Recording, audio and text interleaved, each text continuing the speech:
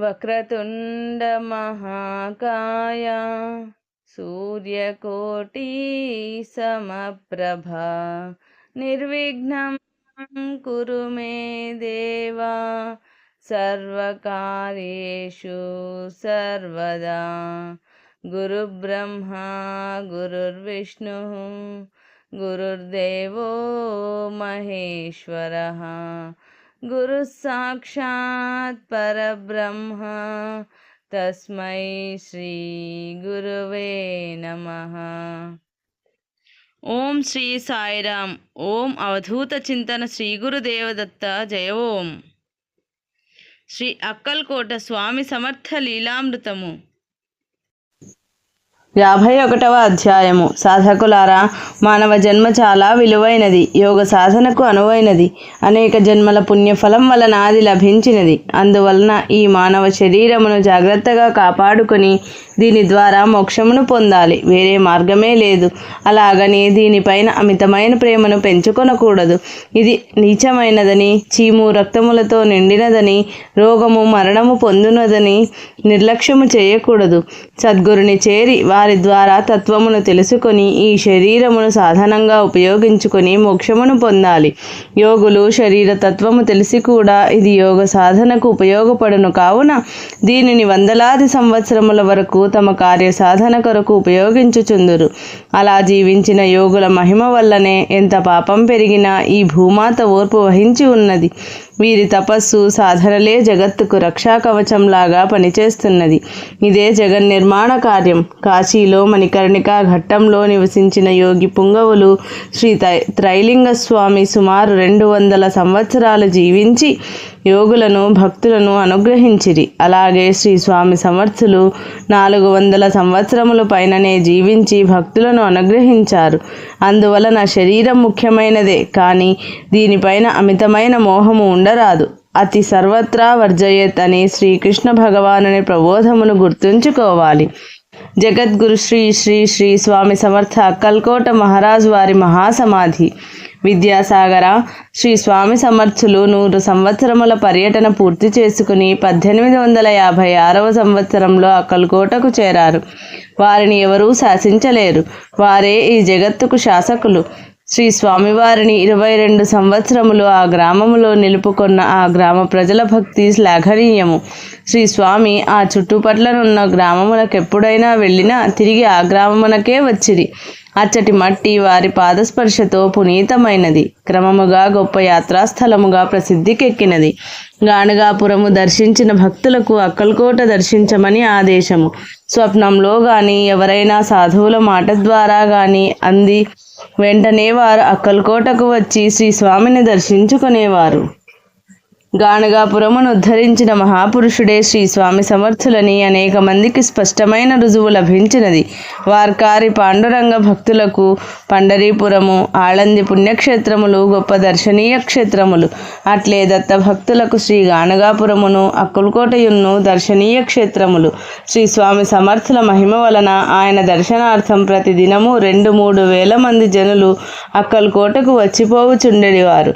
శ్రీ స్వామి ఎల్లప్పుడూ భక్తుల మధ్య సందడిగా కోలాహలంగా ఉండేవారు. ఆఖరి దశలో ఎక్కువ సమయం కంబళిని కప్పుకొని పాదములను బయటకుండులాగున ప్రక్క మీద జారిగలా పడుకొనేవారు. భక్తులు ఎప్పుడు వచ్చినా పాద నమస్కారములు చేసుకొనుటకు వీలుగా ఉండేవారు. శ్రీ స్వామి మహావటవృక్షమైతే భక్తులు ఆ వటవృక్షము యొక్క కొమ్మలపై విశ్రాంతి తీసుకునే పక్షుల వంటివారు. ఆ వటవృక్షపు నీడన అనేక మంది అలసిపోయిన బాటసారుల వలె శ్రీ స్వామి అండన అనేక మంది భక్తులు తమ అలసటను బాధలను తీర్చుకునేవారు.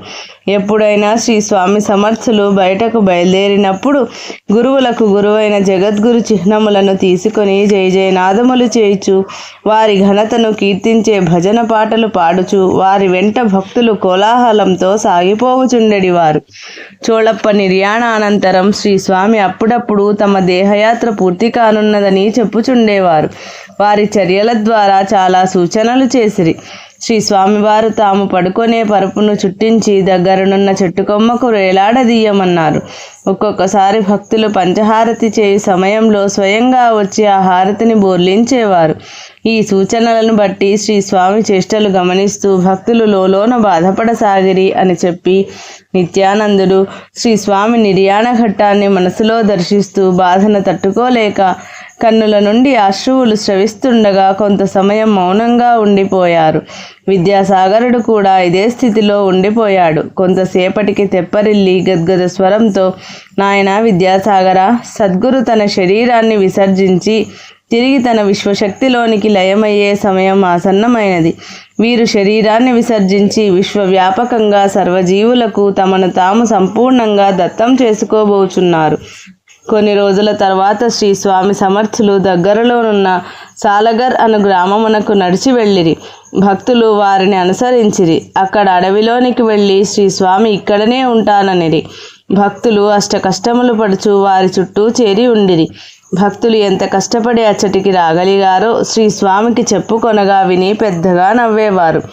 ఒకరోజు శ్రీ స్వామి సమర్థులు, బాలప్ప, మేము సుదీర్ఘ ప్రయాణము చేయబోచున్నాము, మాతో రాగలవా అనిరి. శ్రీ స్వామివారి మాటలలోని ద్వంద్వార్థమును గుర్తించి బాలప్ప ఇంతకంటే మహాభాగ్యం ఏమున్నదని మనసున తలచి, శ్రీ స్వామి, మీరు తోడుగానున్నప్పుడు ఎచ్చటికైనా వచ్చేదనని వారి పాదములపై తలయుంచి సమాధానమిచ్చెను. హఠాత్తుగా శ్రీ స్వామివారు సాలగర్ నుండి తిరిగి అక్కల్కోటకు చేరిరి. అక్కడ ఉన్న జంగాల మఠము వద్ద శ్రీ స్వామి నిలబడి భక్తుడైన భావడేకర్ను పిలిచి 500 పిడకలు తెమ్మనిరి. వానిని అక్కడ మఠములోనున్న శివలింగము చుట్టూను పైనను పేర్చమని ఆజ్ఞాపించిరి. తరువాత దానికి స్వయముగా శ్రీ స్వామి నిప్పు అంటించిరి. అందులో హోమములో వలె 5 సేర్ల ఖర్జూరకాయలు, పండ్లు, బియ్యము, కొబ్బరికాయలు, తాంబూలము, ఆవు నెయ్యి మొదలగు ఆహుతులు వేయించిరి. ఈ వార్త ఊరందరికీ తెలిసెను. జంగాలు పరుగు పరుగున పట్టలేని కోపముతో వచ్చిరి. కానీ ఆ జగద్గురుని కార్యమును ఖండించలేక బాధతో అట్లే చూచుచుండిరి. మర్నాడు శ్రీ స్వామి సమర్థులు ఆ బూడిదనంతయు తొలగించమనగా భక్తులు తొలగించిరి. ఆశ్చర్యము! శివలింగము కానీ పానువట్టము కానీ చెక్కు చెదరలేదు. మునుపటి కంటే చాలా తేజస్సుతో వెలుగుచుండెను. జంగములకు ఈ వింత చూచి నోట మాట రాలేదు. శ్రీ స్వామి పాదములకు నమస్కరించి వెడలిపోయిరి. మహాత్ముల చర్యలు బహు నిగూఢములుగా ఉండి సాధారణ మనసునకు అందవు. ఒకనాడు శ్రీ స్వామి సమర్థులు తాత్యా సుబేదారి ఇంటికి వెళ్ళిరి. శ్రీ స్వామి భక్తులలో ఒకరిని పిలిచి అక్కడనున్న తులసికోటను మురళీధరుని ఆలయం వద్దనున్న కోనేరులో పడవేయవలనని ఆజ్ఞాపించిరి. ఆ తులసి కోట ఒకరికి ఎత్తలేనంత బరువైనది. భక్తులు శ్రీ స్వామి ఆజ్ఞను కాదనలేక దానిని కదిలించి మోసుకొని వెళ్ళిరి. శ్రీ స్వామి దగ్గరుండి తాను కూడా చేతితో పట్టుకుని నీళ్లలోనికి వదిలిరి. అది బరువుగా అడుగున చేరుచుండగా అందరినీ భం భం అని గట్టిగా అరవమనిరి. ఆ ప్రాంతమునది అశుభ సూచకమని అందరికీ తెలియను. అయినా శ్రీ స్వామి చెప్పినట్లు చేసిరి. అది తన దేహయాత్ర పూర్తిగా వచ్చినదని సూచన కావచ్చును. శ్రీ స్వామి సమర్థులు ఒకనాడు నంగనహళ్ళి గ్రామమునకు వెళ్ళిరి. ఆ గ్రామస్తులతో అదే ఆఖరు దర్శనమని సంకేతమునిచ్చిరి. శ్రీ స్వామి సహజముగా భజన చేయుచున్నప్పుడు పాట పాడేవారు కాదు.